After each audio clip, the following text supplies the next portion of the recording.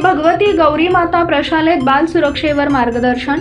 दक्षिण सोलापूर तालुक्यातील धोत्री येथील श्री भगवती गौरी माता प्रशाला व कनिष्ठ महाविद्यालयात बाल व महिला सुरक्षा कायद्याबाबत वळसंग पोलीस ठाण्याचे वरिष्ठ पोलीस निरीक्षक श्री अनिल सनगले यांचे मार्गदर्शन केले।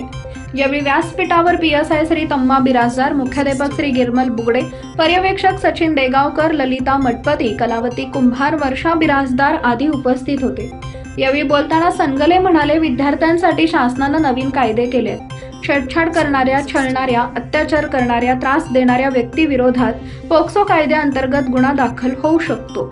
मुलींनी पोलीस काका व पोलीस दिदींची मदत घ्यावी, ते आपल्या संरक्षणासाठी आहेत। अन्याय सहन करू नका। गुड टच, बॅड टच याविषयी उदाहरणांसह माहिती सांगितली। विद्यार्थी दशेतच शिस्त शिका, वाहतुकीचा नियम शिका व पाळा। विद्यार्थ्यांनी पोलीस स्टेशनला भेट देऊन माहिती मिळवावी। पोलीस स्टेशन हे मदतीसाठी असते। देशाचे सक्षम नागरिक होण्यासाठी आदर्श व्यक्तिमत्व घडवा, मोठे ध्येय ठेवा, ते गाठण्यासाठी प्रयत्न करण्याचे आवाहन केले। शेवटी मल्लिकार्जुन गुरव यांनी आभार मानले। कार्यक्रम यशस्वी होण्यासाठी सर्व शिक्षक, शिक्षिका, शिक्षकेतर कर्मचारी वृंदांनी परिश्रम घेतले।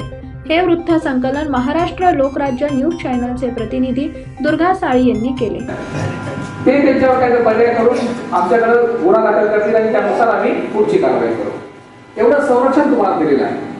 परंतु लैंगिक अत्याचाराचे गुन्हे हे सर्वांसमोर घडत नसतात, हे गुन्हे एकांतामध्ये घडत असतात। अशा वेळेस आपल्याकडे काय करायचं?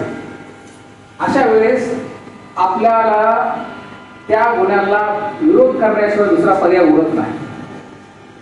आपल्याला जे टच असतात, टच स्पर्श जे असतात, स्पर्श करतात ना तुम्हाला, एखाद्या वडिलांनी जर मुलीच्या डोक्यावर हात फिरवलं, पाठीवर हात फिरवला, तो मायेचा हात फिरवला, तुम्हाला त्याचा आनंद वाटतो का राग येतो? आनंद वाटतो। आपली आई लेकराला जवळ घेते, लेकराच्या डोक्यावर हात फिरवते, तो टच तुम्हाला चांगला वाटतो का वाईट वाटतो? असे अनेक टचेस असतात जे टच आपल्याला अतिशय चांगले वाटतात। कोणीही आपल्याला जवळ घ्यावं, आपल्याला समजून सांगावं, पाठीवरून हात फिरावं, डोक्यावरून हात फिरावं, शाबासकी द्यावी, असे जे टचेस असतात, हे टचेस कसे असतात? गुड टचेस असतात। कसे असतात?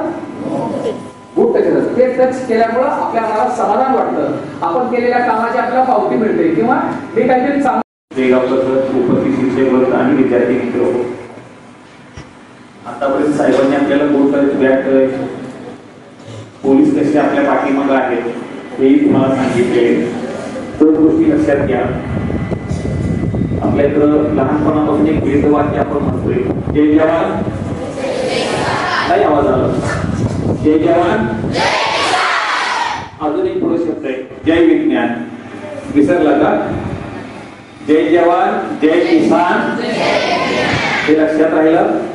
आता जय जवान, मग जवान म्हटल्यानंतर भारताच्या सीमा सुरक्षित कोण ठेवतं? मिलिटरी ठेवतं। मग अंतर्गत सुरक्षा ठेवण्यासाठी हे पोलीस काका, आता आपण पोलीस नाही म्हणायचं, त्यांना काका म्हणायचं याच्या पुढे। आता साहेबांनी बोललेले काकाच, काका हे पैकी असतात का? हे आपले घरातलेच असतात, आपले असतात। त्यासाठी त्यांचा मान, सन्मान, आदर हे आपल्याला ठेवायचं आहे। मग बाहेरचं संरक्षण करण्यासाठी आपल्याकडे तोफ आहे, अनेक गोष्टी आहेत, पण अंतर्गत सुरक्षेसाठी ह्या पोलीस काकांना रात्रभर झोप नसतो। आता सुद्धा तुम्ही पाहिलेलं असेल, ते बोलत होते, काहीतरी कुठेतरी घटना घडतात, सारखं फोन येतात, असं घडलेले तसं घडलेले, तरी सुद्धा त्यांच्या समोर कोण आहेत? हे आपले बाल चेमो आहेत। त्यांचं संरक्षण महत्वाचं आहे। इतर तर ते संरक्षण करतातच, पण छोट्या मुलांचं पण संरक्षण त्यांना करायचंय। त्यासाठी तुम्हाला काही गोष्टी सांगितलेले, आणि याच्या अगोदर माझ्या मते 8वी 9वी 10वीच्या मुलींना एकत्र मी बोलवलेलो होतो, आणि त्यावेळी तुम्हाला एक गोष्ट सांगितलेलं की काही घडलं असेल तर पहिल्यांदा कुणाला सांगायचो आपण? आई वडिलांना, शिक्षकांना ह्याची थोडीशी कल्पना देत जायचंय। आपण घरी चाललेलो आहे, एखादा मुलगा बाहेर थांबलेला आहे किंवा रस्त्यात कुठेतरी थांबलाय, विनाकारण तो आपल्याला छेडछाड करतोय, हसतोय किंवा काहीतरी करतोय, तर गप बसून चालेल का? आपल्या घरात त्यांना बोलायला पाहिजे, शिक्षकांना बोललं पाहिजे, आणि तुमच्यावर जास्त माया करणारे कोण आहेत सांगितलं तुम्हाला मी? आपले आई वडील, त्यांच्याशी आपण बोललंच पाहिजे। चांगल्या गोष्टी असतील, वाईट असतील, ह्याच्याशी पण तुम्हाला संवाद साधायचा आहे। आज आपल्या शाळेत असं चांगल्या गोष्टी घडलं हे पण तुम्ही घरी सांगितलं पाहिजे. जाता येता काहीतरी वाईट गोष्टी आपल्याला घडतात ते पण तुम्ही सांगितलं पाहिजे. जर आपण गप बसलो तर अत्याचार वाढत जातोय आणि त्याचे दुष्परिणाम हे फार मोठे होतात. अजिबात गप बसायचं नाही. मुंगी पाहिला तुम्ही? ते काळे थोडे जाड मुंग्या बघितलं का तुम्ही? तो सरळ रस्त्याने चाललेला असतो, त्याला एकदा तुम्ही हात लावून बघा, तो काय करतो? लगेच चावतोय. एवढीशी मुंगी शांत बसतोय का तो? मग मुंग्यापेक्षा आपण कितीतरी मोठे आहोत. मग आपण शांत बसायचं का? गप बसायचं का?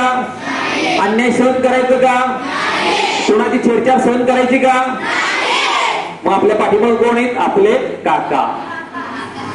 लक्षात आलं?